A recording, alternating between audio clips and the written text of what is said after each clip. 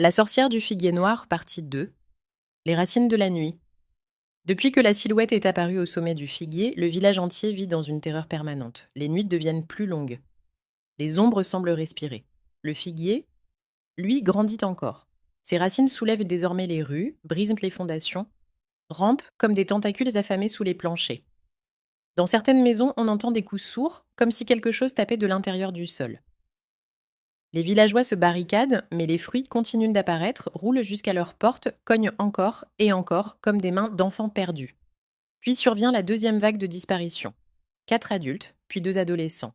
Tous remplacés par un fruit portant leur visage déformé, les yeux exorbités, la bouche figée dans un hurlement éternel.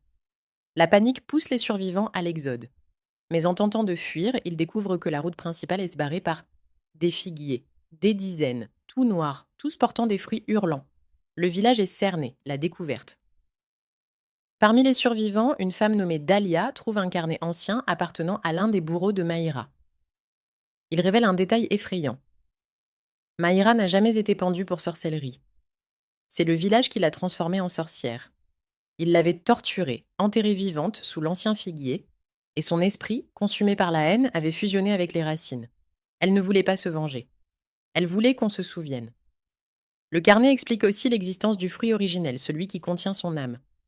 Mais il précise quelque chose que personne n'avait compris. Le fruit originel n'apparaît que lorsque la sorcière choisit un héritier. Et la nuit suivante, la sorcière apparaît. Non plus immobile au sommet de l'arbre, mais à quelques mètres des maisons, marchant lentement. Son voile noir glissant comme de la cendre derrière elle, elle s'arrête devant Dahlia. Le figuier tout entier se met à trembler. Un fruit se forme soudain, énorme, noir, suintant d'un liquide rouge. Il tombe lourdement à ses pieds. Dahlia comprend. Elle a été choisie comme l'héritière de Maïra. Si elle mange ce fruit, elle deviendra la nouvelle sorcière du figuier noir. Si elle le détruit, l'arbre mourra.